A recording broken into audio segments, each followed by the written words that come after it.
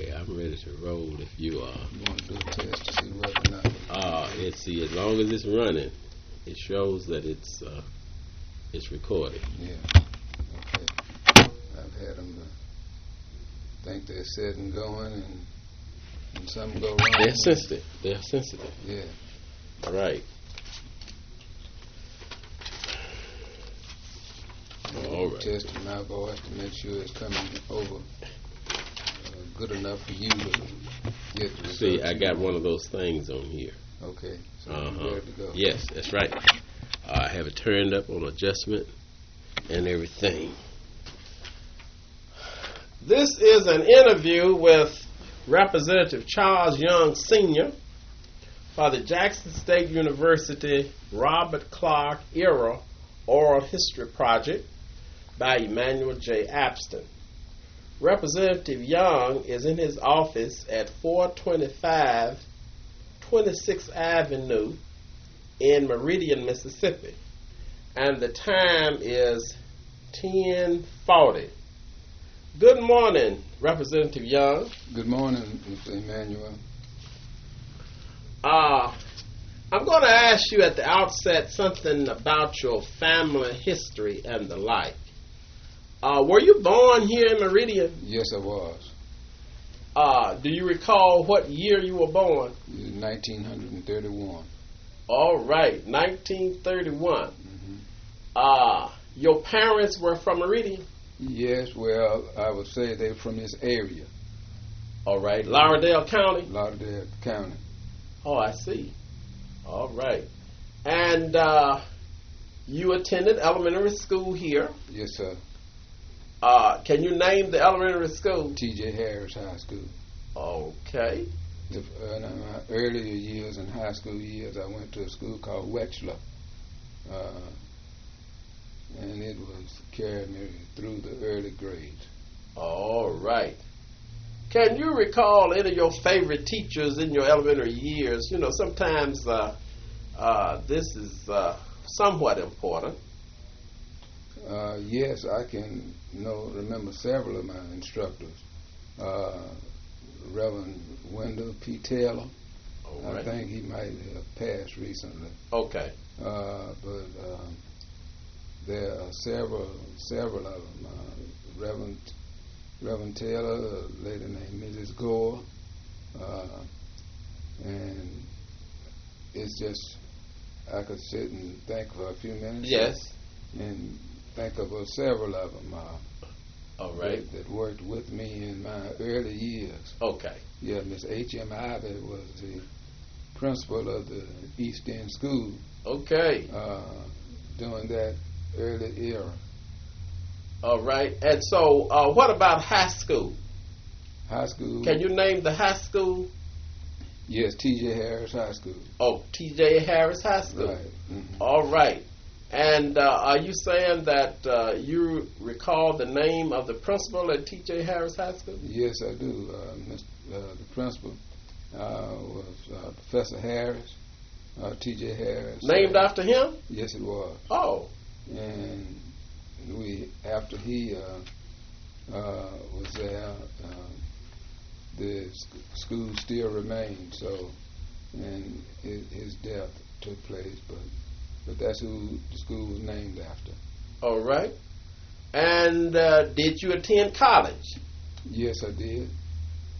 What college did you attend? I did my freshman year at Wiley College in Marshall, Texas, and my subsequent years are at Tennessee State A&I. All right. Okay.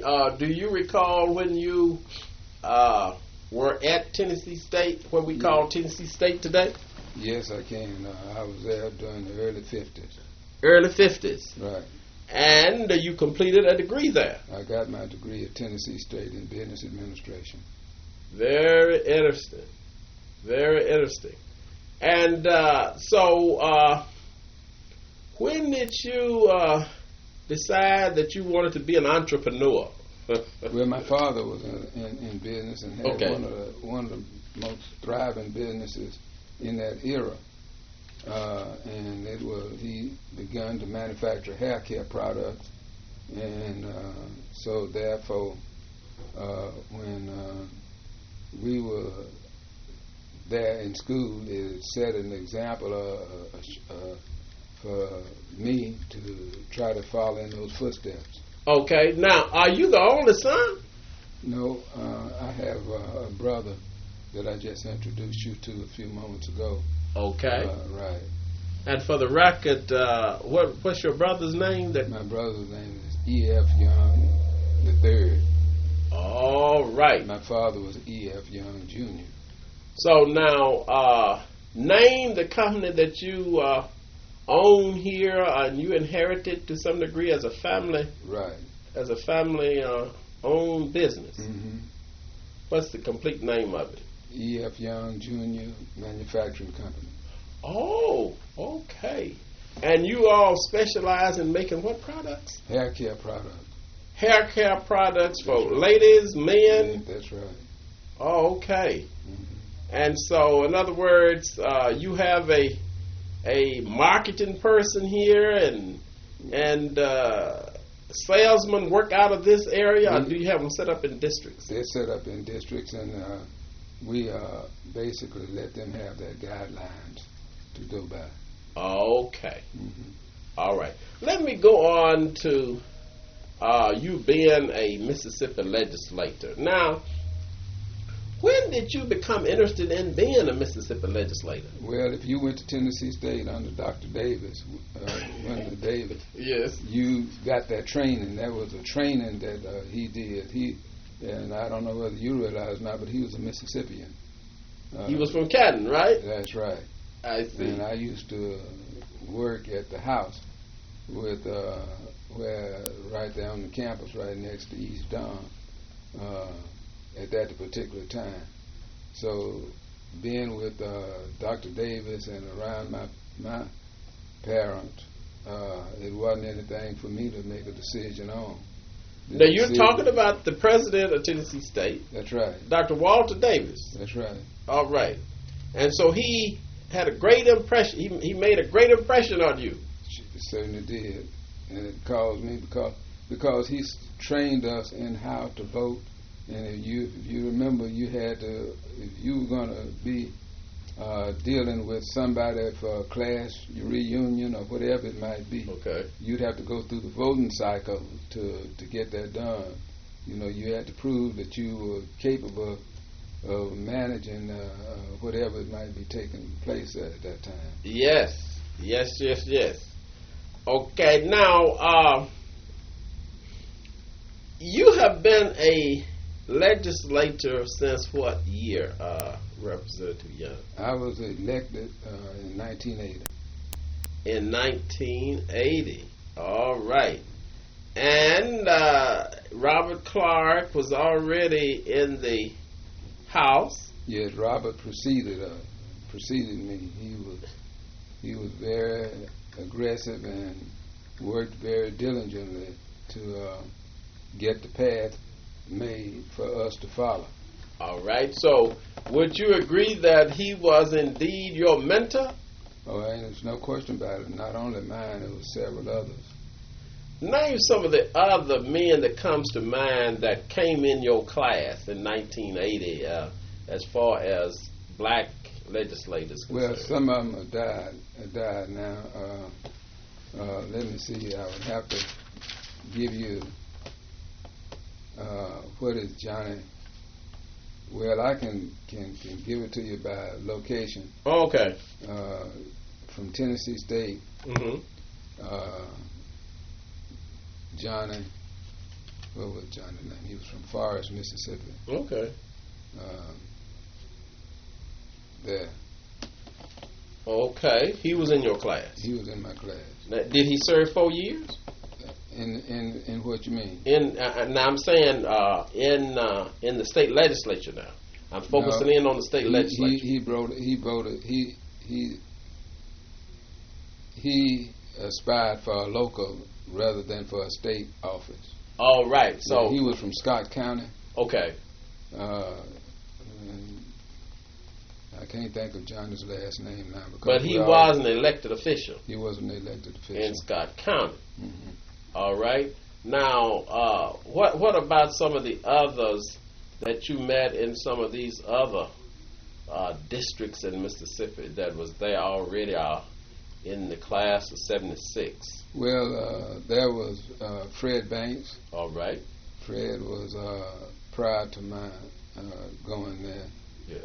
We had, as you recorded now, Robert Clark was there and giving us good advice. And Robert was a teacher to me. Oh, okay. Yeah, he set a goal, and that goal was for me to strive toward making it the path better for the people to come behind. Yes, yes, yes. All right. Now,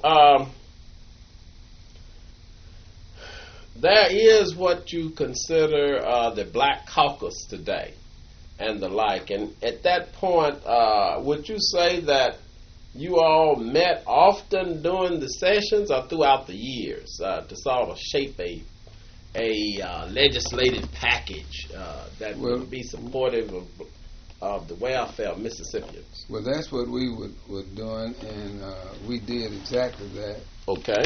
And Robert Clark was a spearheader in making that take place. So he and Fred Banks was there when we first got there. Okay. So what we set to do, we would all get together and try to make sure that we were all on one accord. I see. And that is what we did, and it worked. I see. Yeah. And so there were several who perhaps in the House who may have been supportive of blacks being legislators as well as participating in the Mississippi politics. Can you name, say, one or two what we might consider to be progressive whites in the legislature at that point? Well, it's very difficult to determine what that word white,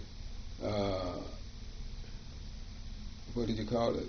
Progressive. White, progressive. Yes. Yeah, it's I could name you, you could pull a record much easier for 1980 and get the actual one's names and everything that was there.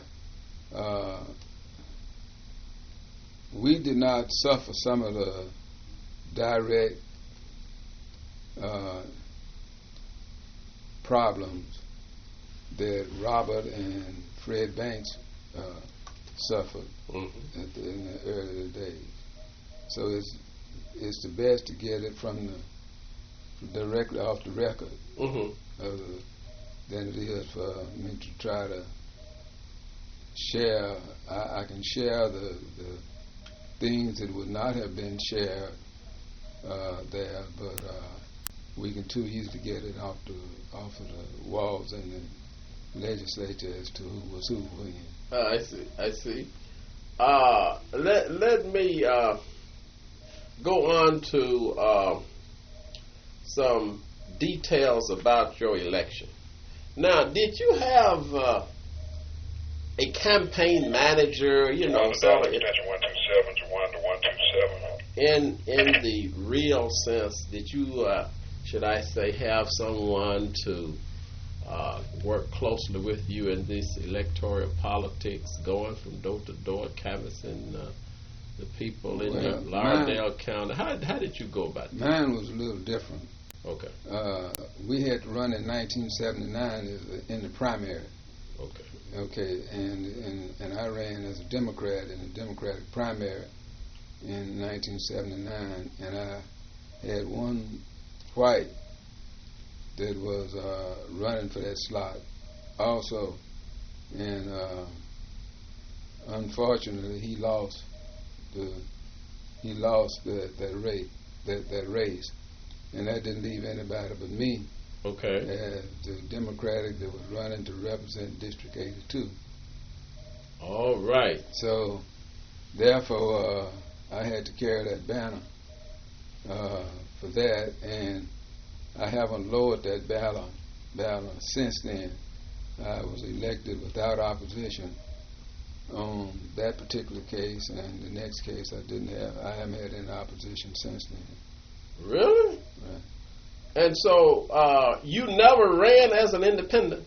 No. You always ran as a Democrat? I always ran as a Democrat. And you were saying in the last 4 years there has not been a Republican to sort of run against you in Lauderdale County? In what year? This last election, for instance. No, I haven't had no Republicans. No Republicans. Oh, that's very interesting. All right. All right. Now let me go on to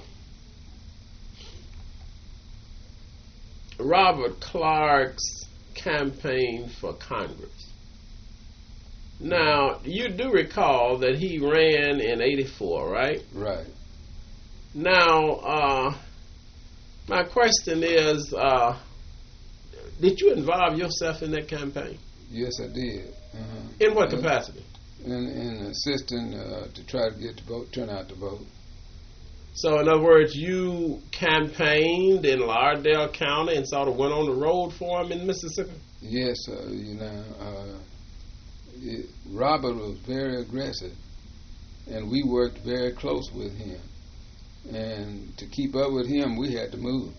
Of course. Yeah, and there was groups of us that would leave from the east side of Mississippi to go over to the west side in support of supporting Robert Clark.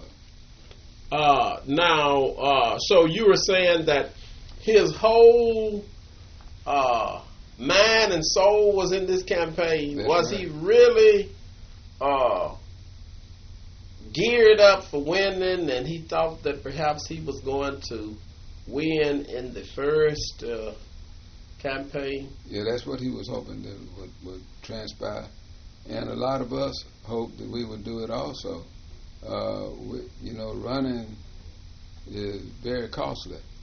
Yes. And we knew that we were short on the financing of it to start with, and to try to do everything we could to get the results with what we had. And so your all strategy was perhaps not only going to civic organizations, but going to churches and going to barbecues or picnics. It didn't matter where. How did you? It didn't matter where we went. We went from the fields of the Delta, yes, to the hills of the flatlands. We wanted Robert's name and everything to become paramount. Yes. Yes. And so money was to some degree an issue. It was an issue. Did he really have any TV slots? Or do you recall? I can't recall right now, but I'm sure that, Robert was very, he had a lot of experience in running for elected offices, and we kind of followed his guidelines as to what we should do and how we should do it. I see. All right. Now, since you've been in, and here again, that right there is 20 years, just from 80 to 2000. Now, can you recall some of the bills that Robert Clark supported, say for, I'm going to just talk about higher education for the most part. Well, I can get, What about that? The best place to get that reference, that information from, is to ask for the Legislative Reference Bureau, yes, so that you can make sure that we have everything exactly right. Robert worked hard in there to make sure that the pieces of legislation that he introduced was the thing that needed to be done, and he did that. would go through the list of bills Yes. that would have to be done, and I don't remember all of them Yes. there, but those number of bills that he had, that he introduced, he worked hard to make sure that they got passed. And as you know, as you later up, when we got an opportunity, we elected Robert to the Speaker Pro Tem of the House of Representatives. Yes. That is a position that is highly held on that position that he had there. And here it is. We turned around after then and dedicated and named one of the big buildings in the Jackson area of Robert Clark. Was that as we would say to some degree a given, or was it that you all had to do a lot of strategy? No, what happened was we took advantage of the opportunity when it came about. When the opportunity came about, and they were a lot of the South people in the House was kind of concerned about what we would do. We immediately pushed forward for him to be named Speaker Pro Tem. Okay. And are you saying that there were no whites who ran against him? No, I'm not saying who ran against him. I'm just saying that we took advantage of it. And at that particular time, they did not have, I did not remember any opposition to him going into the position of Speaker Pro Tem. Oh, okay. All right. All right. Now, overall, we have been looking at his legacy as far as chair of the Education Committee. Mm-hmm. And certainly he was an advocate of compulsory school attendance for the elementary years and all the way through. Mm-hmm. And he was, for the most part, concerned about Head Start programs, K through 12 and the like. What about his record on tenure for teachers and things like that, Representative Young? He was always out front on that. Robert wanted the best for the teachers. When Mississippi didn't have a lot going for it as far as education is concerned, Robert Clark stepped into the forefront and took the position of there that he had there to be able to help raise the standards of education. Now that department he worked on very, very diligently for several years to make sure that we were getting away from the slave attitude to a up-to-date register of how you should be trying to educate the children of the state of Mississippi. Now, along that line, perhaps most of the bills, say from you came in 80, were most of the bills for maybe $1,000 across the board for each teacher, or was it a percentage? What is your reflection on that? For the most part, I don't remember decade, the exact number, but what Robert knew he had to do, he couldn't carry the state faster than some of the things need to be done there. He knew that he was going to have to hand feed some of the members of the legislature, both black and white, yes, so that they would be able to get bills passed to give raises to teachers, to give other consideration for as things would go in the House, so that they would be able to have a good program. But he was constantly moving up with the Department of Education, when even the people in the education the department wasn't too interested in pushing forward. So, for the most part, you are saying that the Speaker of the House, Buddy Newman, to some degree was in support of most of the legislation that Robert Clark was pushing. He perhaps got the House to go along with such measures because he was the wielder of a big stick, so to speak. Well, that is true, but now Robert Clark and Buddy Newman at that particular time was on at least speaking terms because they were controversial and they were having conversations about education. Yes.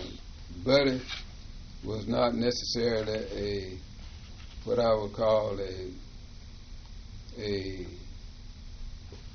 person who was just centered everything on education. Okay. But he did give Robert some leeway to try to carry the state forward. Yes. There. All right. Now, let me journey on to the era of Henry Curtsey. Mm-hmm. Now, you pretty much were there initially when he came aboard, as we would say. When Curtsey came aboard? Yes. Well, you're talking about two different things. Yes. And that is the Senate and the House. I'm Right. not as versed in some of the activities that took place on the Senate floor Okay. as I would be because I wasn't in the Senate. Yes. I was in the House. Yes. And so therefore a lot of my time was spent dealing with House matters. All right. But when the redistricting was done, did that really change substantially your district, though? It did. Okay. What about the makeup? And that's what I'm trying to say. The makeup of my district didn't do any drastic changes. Or it didn't? No.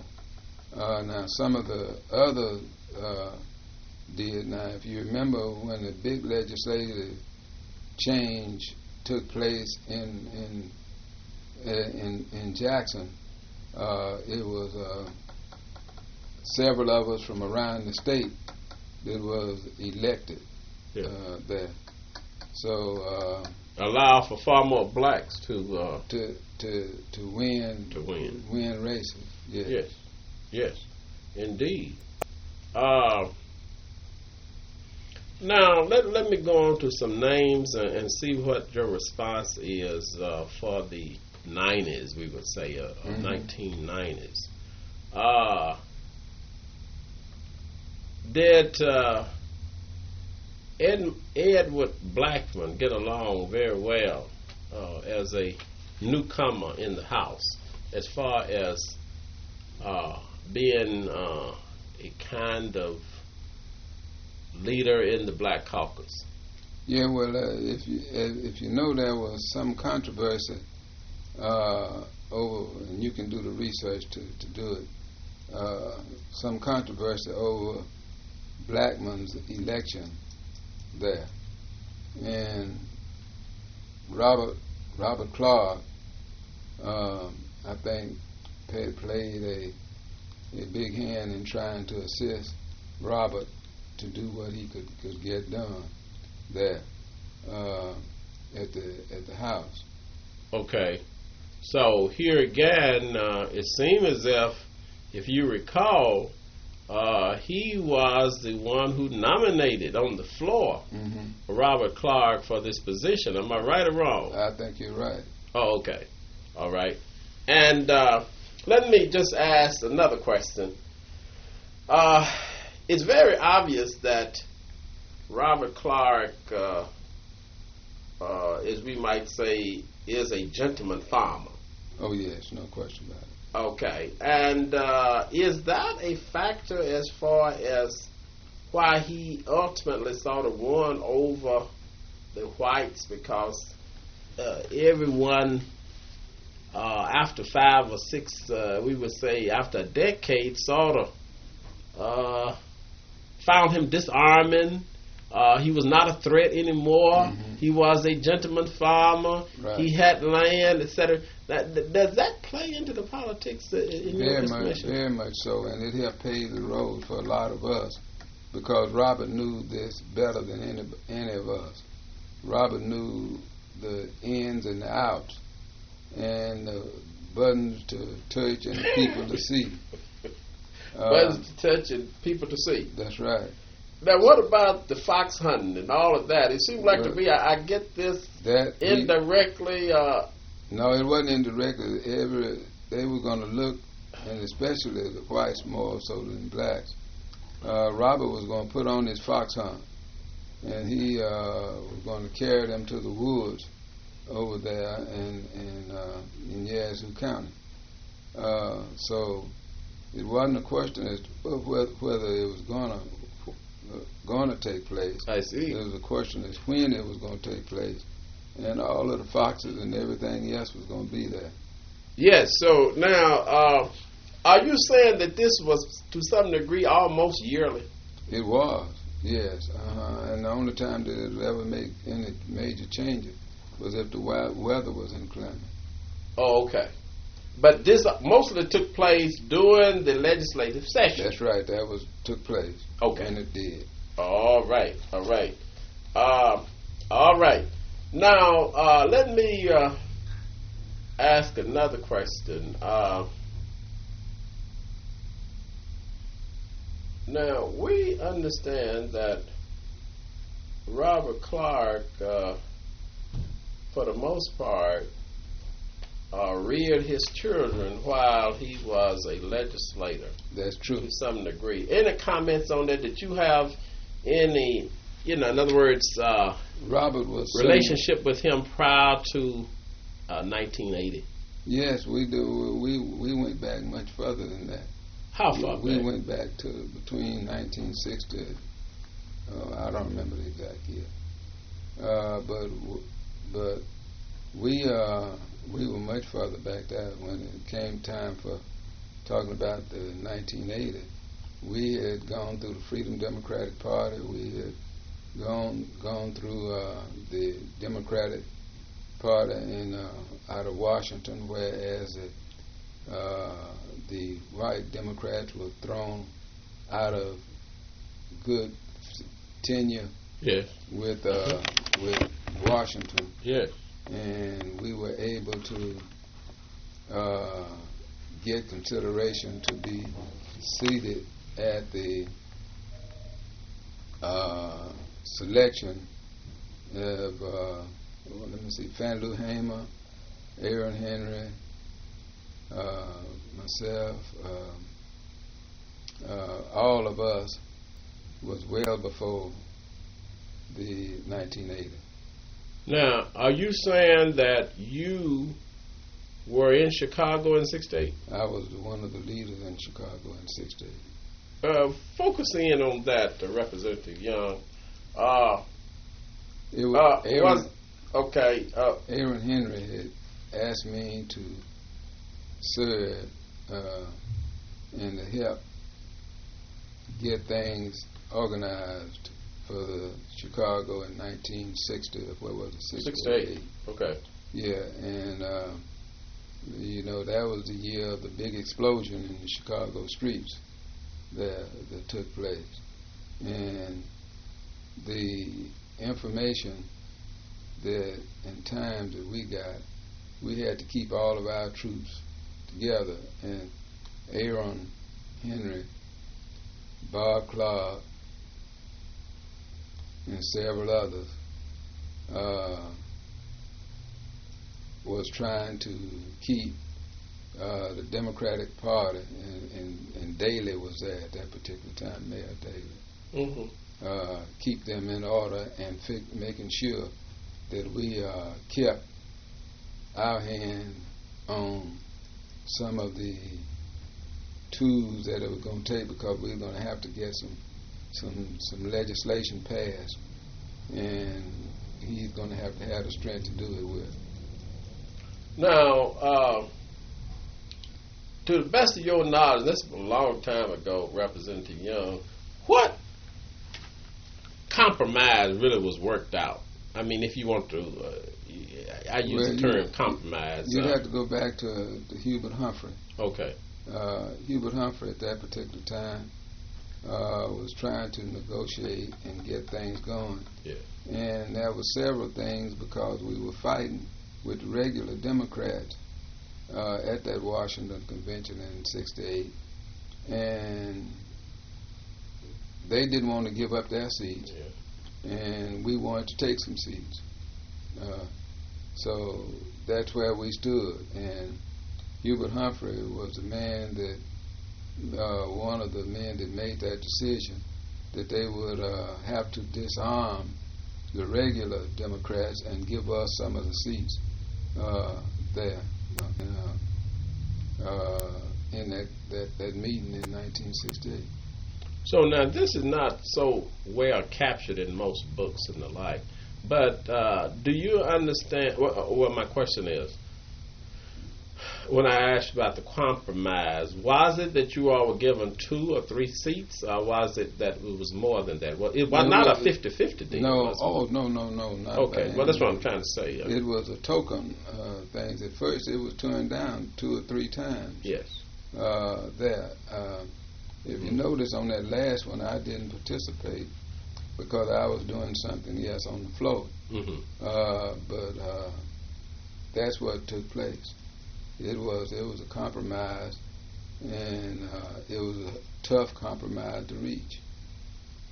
Now, is it that you had a lot of experience also going to national conventions of the Democratic Party?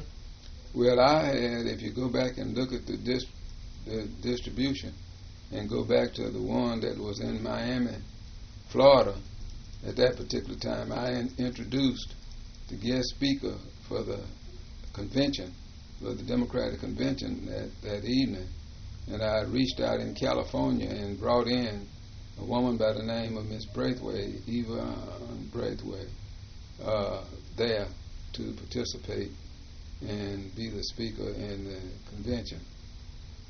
Okay, now let's see. Now I'm trying to think. You were saying this was prior to '68, or this was after '68? No, I'm sorry. This was during that era. Oh, okay.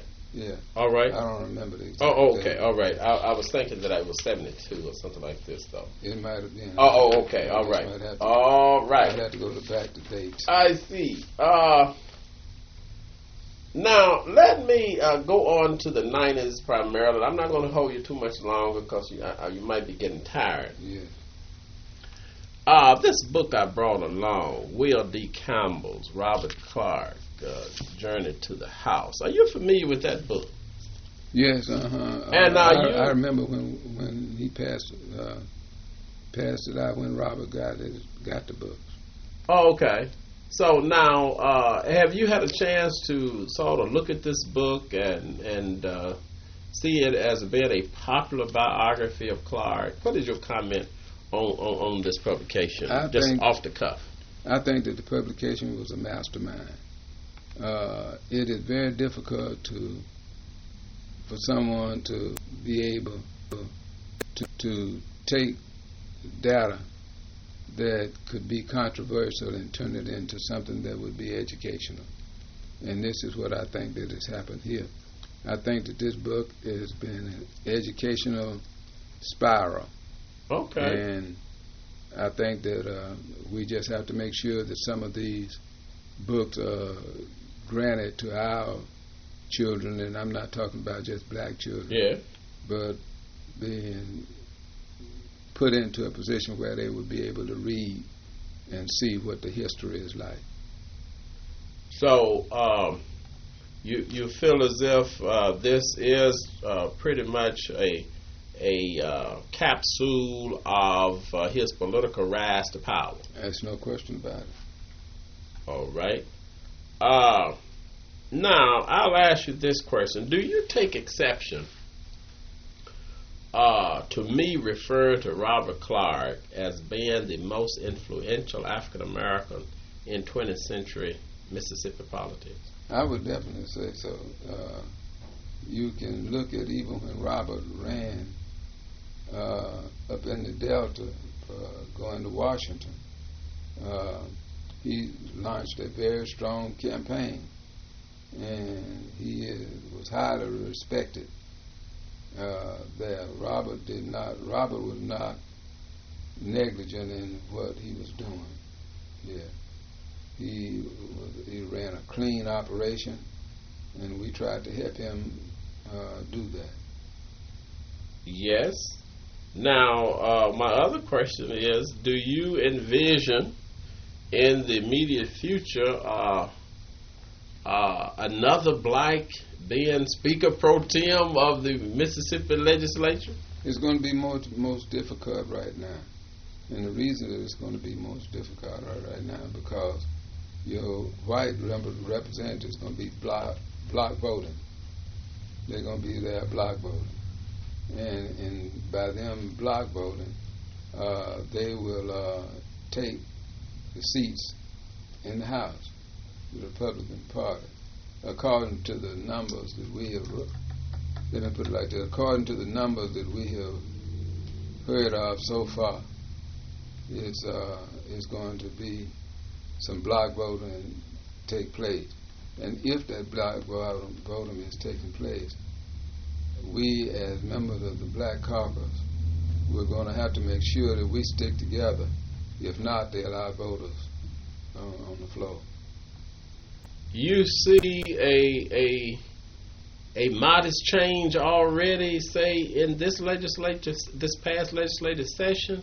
Are you saying that down the road, because of the new politics and new industries and the new conservatism in America, as well as hitting Mississippi, you're saying that this is the new order of the day? That's right. I'm saying we got to be extremely careful and make sure everything is in order, because if not, it's going to mean that we have fewer blacks than whites in the House. Unofficially, Representative Young, do you pretty much envision who will succeed you in Lauderdale County in this district? No, I don't. Not at all? No, I do my best to carry my banner so that whoever is out there running would have an opportunity to win. I've asked you a lot of questions and the like, and at this point, do you have any unsolicited comments you'd like to make for the record? I asked you a lot of pinpointed questions, but any off-the-cuff, unsolicited comments? With some of the thoughts that are in the book, and with the majority of the things that you have conferred with me, I think you've done an excellent job of covering Bob Clark and representing him very well. Thank you very much for sharing your reflections on the Robert Clark era at this time, Representative Young. Thank you, Amen. All right. I think now here again,